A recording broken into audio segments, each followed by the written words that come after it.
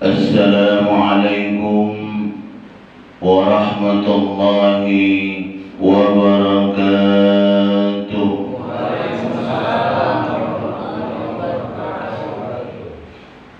Alhamdulillahilladzi an'ama alaina bi ni'matil iman wal islam wa bi ni'matis sihhati wal farad.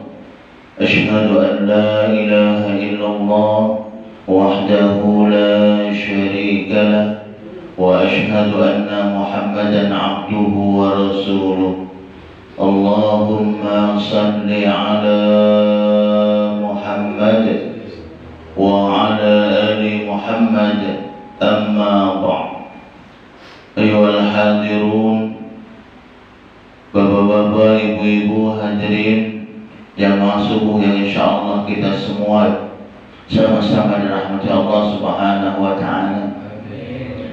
Mari selalu kita bersyukur kepada Allah Subhanahu wa taala atas nikmat yang telah diberikan kepada kita, di mana dengan nikmat tersebut alhamdulillah pada subuh ini kita bisa bersama-sama bersilaturahim, kita bisa bersama-sama bertaqarrub ila Allah, mendekatkan diri kita kepada Allah Subhanahu wa taala sebagai wujud syukur kita kepada Allah atas apa-apa yang telah diberikan kepada kita.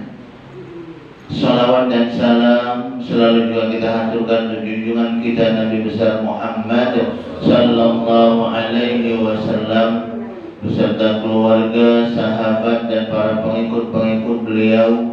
Dan juga kita bersama-sama berdoa semoga kita dan keluarga-keluarga kita termasuk dalam golongan orang-orang yang selalu taat kepada Allah dan taat mengikuti apa yang diperintahkan oleh baginda Rasulullah sallallahu alaihi wasallam. Amin ya rabbal alamin.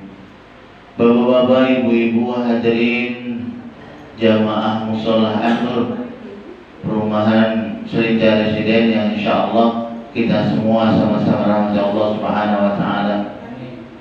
Setiap kita tentunya selalu berharap dan berdoa kepada Allah Subhanahu wa taala agar apa-apa yang kita lakukan, ibadah yang kita lakukan, amaliyah keseharian kita yang kita lakukan itu mendapatkan keberkahan dari Allah Subhanahu wa taala, mendapatkan keridhaan dari Allah Subhanahu wa taala.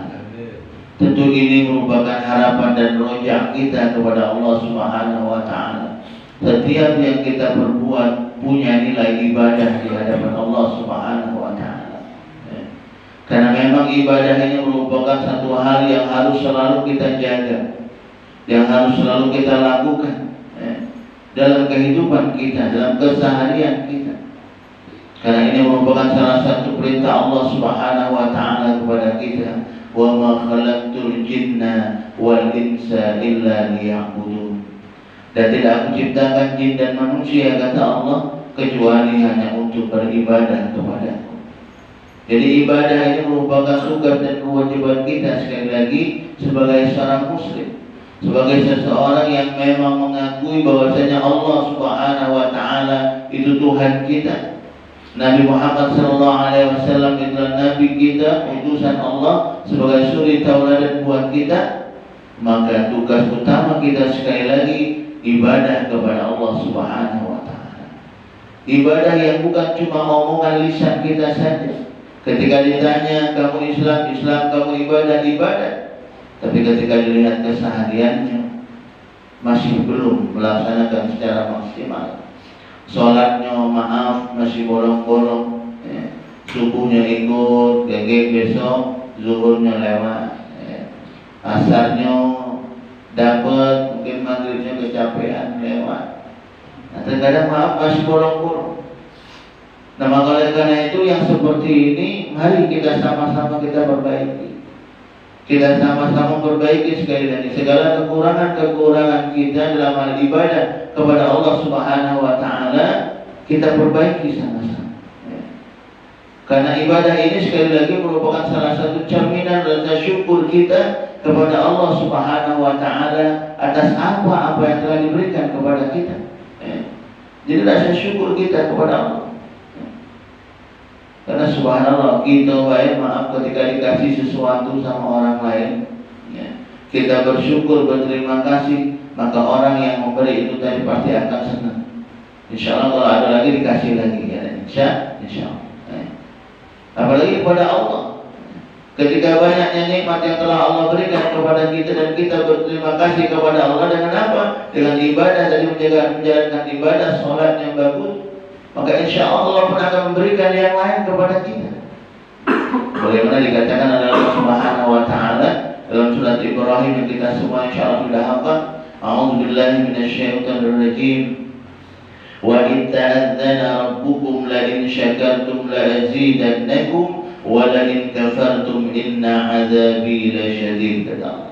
Barang siapa yang bersyukur akan nikmatku, bersyukur dari kami katakan di awal, mempergunakan nikmat Allah untuk mendekatkan diri kepada Allah, dan juga mempergunakan nikmat Allah untuk bisa memberikan kebaikan kepada sesama manusia.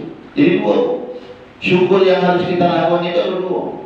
Pertama, mendekatkan diri kita kepada Allah dengan apa? Ibadah, sholat tadi. Yang kedua, mempergunakan nikmat ini untuk bisa memberikan kepada kebaikan kepada sesama manusia.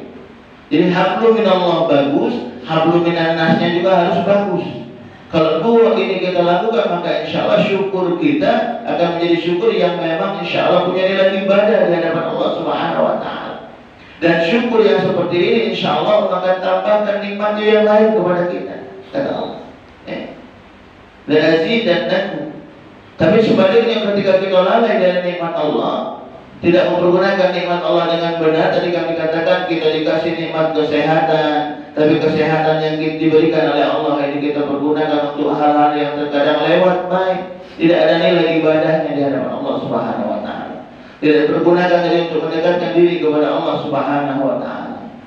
Kita banyak harta, maaf, harta kita cuma dipendam untuk diri kita lebih baik.